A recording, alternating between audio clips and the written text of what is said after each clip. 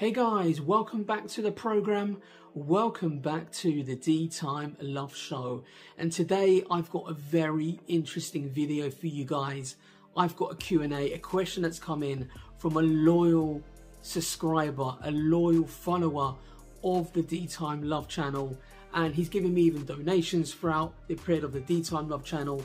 He's encouraged me to continue when I did not want to continue the channel. So this is a big shout out to the man, the one and only Chirag Price, a great friend, a great acquaintance, a great supporter of the channel.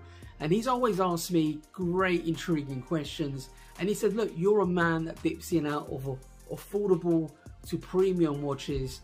He says it's quite refreshing that you're not biased to any particular brand and you're quite open to all levels of horology. And that's correct. I never got into the channel to just follow, say, for example, Rolex. And this question is based on the Rolex Submariner. What do I feel that I have in my collection that can provide a respectable, affordable alternative to the new 41mm Rolex Submariner? Now, as you guys know, I've got quite a vast collection from affordable to premium watches. Nothing, you know, extremely high-end, like, you know, a Patek Philippe Nautilus or anything like that. But I've got anything from Rolex Deep Sea James Cameron's, the Air King, that's what I'm wearing today. Is a quick wristwatch check.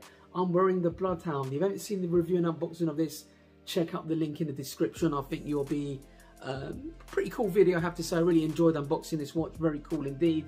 This is the Air King.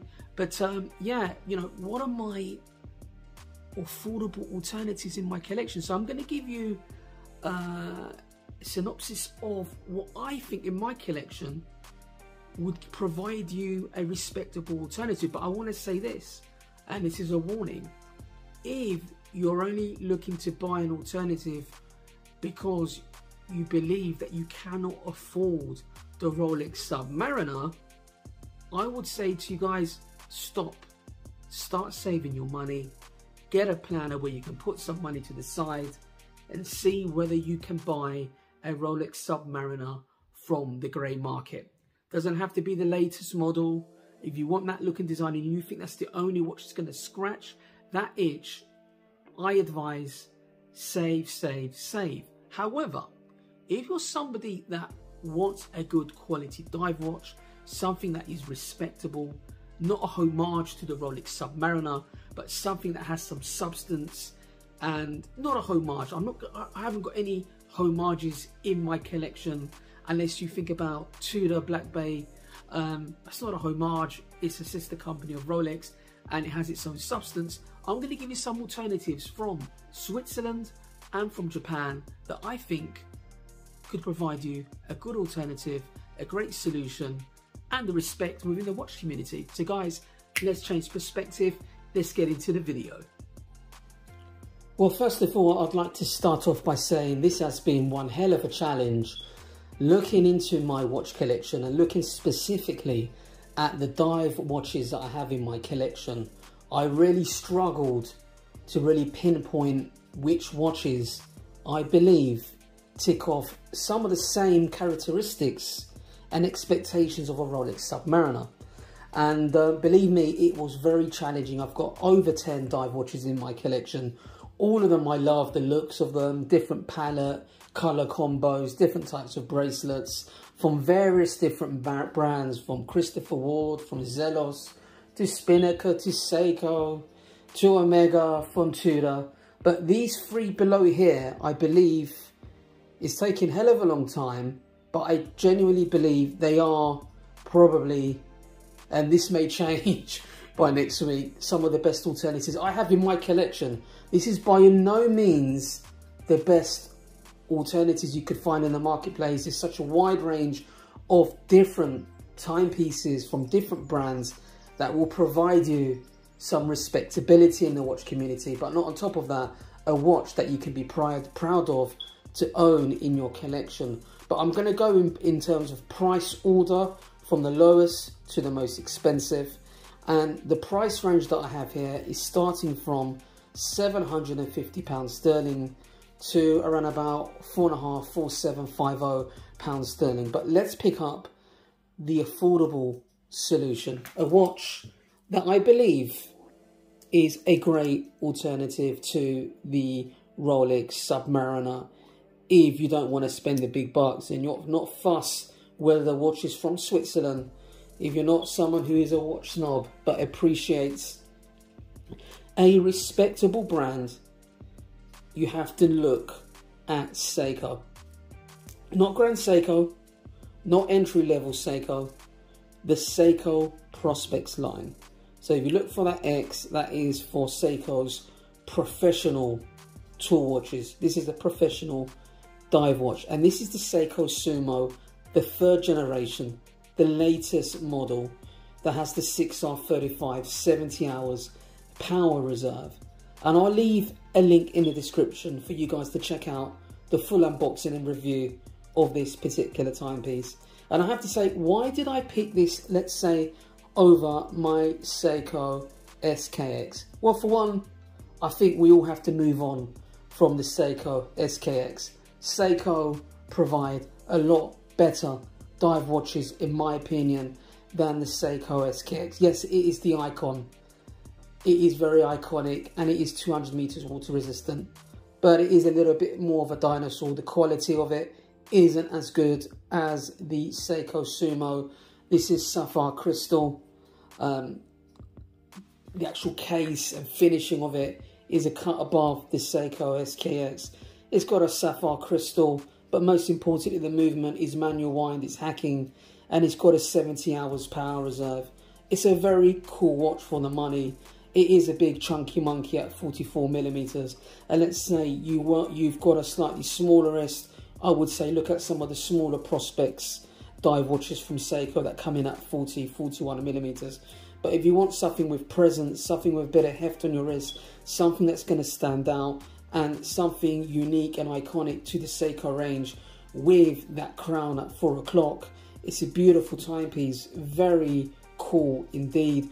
You look no further than the Seiko range. And look, I've got a variety of watches in my collection that could very easily replace this, from a Christopher Ward C60 to a Zelos Swordfish. But for me, in terms of brand recognition, in terms of history and substance, and an all-round package, the Seiko Sumo, for me, provides a versatile, durable, robust daily watch that you can wear pretty much all occasions. The only thing that lets it down is the size of the piece, but for a bigger fella, for a strong fella, this definitely is a very cool, respectable timepiece that you can wear in good health and pass it down to the next generation. If you're someone who doesn't want to spend thousands of pounds but wants a half decent watch with some real substance and history and tradition, look no further than the Seiko Sumo.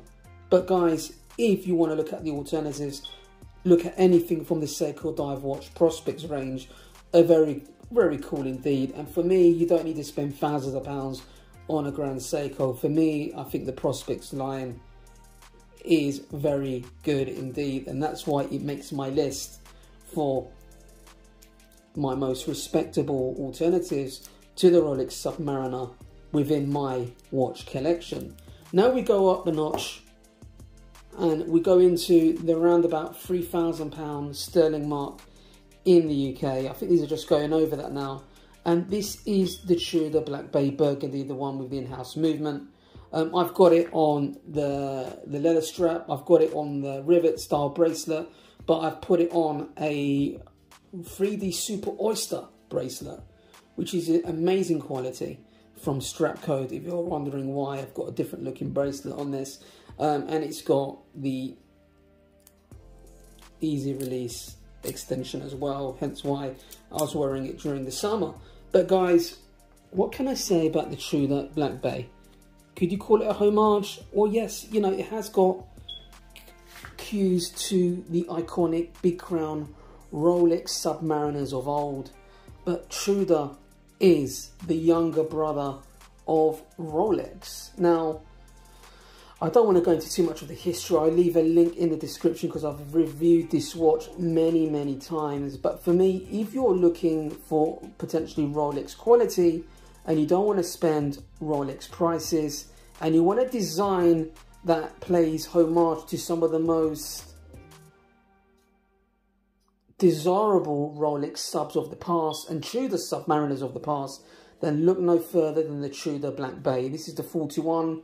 A lot of people complain about the thickness. For me, I've got no qualms about the thickness. I actually like the fact that it wears a bit like a sea dweller, I have to say. It's thick, it's chunky, it's solid, it's robust. It's a 200 meters water resistant. It's got its own in-house movement, and it's got some real substance. And at the end of the day, if you're not fussed by owning a Rolex sub, and you just love the aesthetic, the vintage retro vibe of the Tudor, for me, this really is a solid alternative to the Rolex Submariner. And yes, it's got an in-house movement of 70 hours per power reserve. It really is a cool watch, guys, and you really can't go wrong with Tudor in terms of respectability. They've got a lot of credibility in the marketplace. If you've got a slightly smaller wrist, go with the Tudor, excuse me, the Tudor Black Bay 58 that comes in at a smaller size. But guys, I have to say, I love the burgundy bezel. I love the aesthetics, the rose gold accents on the indices, the patinaed cream lume, very nice, and that big crown, beautifully done. And around the £3,000 sterling mark in the UK.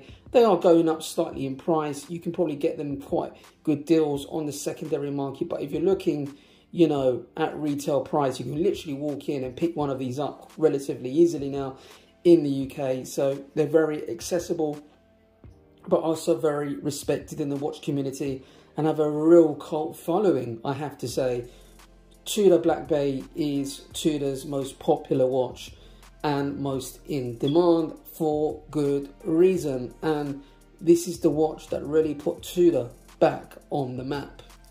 Now, last is the most expensive alternative that I have, and I think now these retail for around £4,750. This is the Omega Seamaster Professional 300. This is the Rolex Submariner's technically biggest competitor in the market. And if you're someone who likes the Rolex Submariner but doesn't like it enough to pay the grey market prices, then most people are drawn to this particular timepiece. This is Omega's most popular watch in the lineup. This is a watch that outsells all of their range of watches, including the Speedmaster Man on the Moon, believe it or not. This is the Omega that most people look to when they're buying their first luxury watch. You can look at them in the secondary market now. You could pick them up from anything from just under 4K now. But, you know, they no longer give discounts, I've been told, Omega. I'm sure there may be a few retailers that do. But it's got a beautiful ceramic dial. Look at that. Fully ceramic. The finishing is up there with the Rolex Submariner. In-house movement is anti-magnetic. Resistance is 15,000 Gauss. It outdoes the Milgauss. It outdoes the Rolex Air King that are known for their anti-magnetic resistance. This watch is a genuine luxury timepiece with the helium escape valve. Not to everybody's taste, I have to say. A little bit more polarizing, a little bit more flashy, in my opinion, than the Rolex Submariner. It isn't as versatile, I would say, as the Sub. However, it has got a distinctive look. It's no homage. It really does have its own style. And look at those skeletonized hands. Look at the ceramic dial. And I'll leave a link to the description in regards to the review of this watch and how highly I regard this timepiece. And, you know, the bracelet is not to everybody's taste, but what I would say, it is really highly finished, and I would say the actual finishing is above the Submariner, but I would say in terms of design and function, it's just slightly lower in terms of functionality. However, overall, this watch is, in my eyes, one of the Submariner killers, for sure. Now, However, where it does let it down is the brand. Although Omega is one of Rolex's biggest competitors, still Rolex is the king, and it doesn't retain its value like the Rolex Submariner, but very few watches do. But what I would say, out of all the 3 watches that I've demonstrated here today, the Omega brand as a whole are retaining their value a lot more than what they used to. Certain models are creeping up. Even the Seamaster has slightly increased in price, and it's continuing to go up in price. So the desirability, especially of the black one, believe it or not, they're not hard to get, but you could be waiting for 1 or 2 months to pick one of these up. They're not always readily available in the store. They may have either a silver or blue or a white or a black available, depending on the color dial that you want. But I think the black is the most versatile out of the lineup, and hence why I believe out of all 3, this is not only a alternative, a real watch that technically beats the Rolex Submariner. However, the only thing that it doesn't compete on is the brand recognition. Although it's strong, it's still not as strong as a Rolex brand. It still has a little bit of a way to go to match that, but it has its merits. And I have to say, check out the video description below, guys. So guys, these watches here for me really are exceptional Rolex Submariner alternatives. And if you don't like that helium escape valve, you can always opt for the Omega Seamaster 300, which has got more of a retro vibe, a little bit more like a Tudor Black Bay. But guys, if you don't want to go up that level of money, you don't want to go into the thousands of pounds mark, then yet again, Seiko do offer some of the best affordable alternatives that give you that sense of quality and recognition within the community that you've got a watch brand and a model that has got some talking points and some substance. So guys, leave your comments below what your respectable alternatives are in your collection or in general. I'd like to see your thoughts and opinion on this. And guys, take care, and I'll see you in the next video.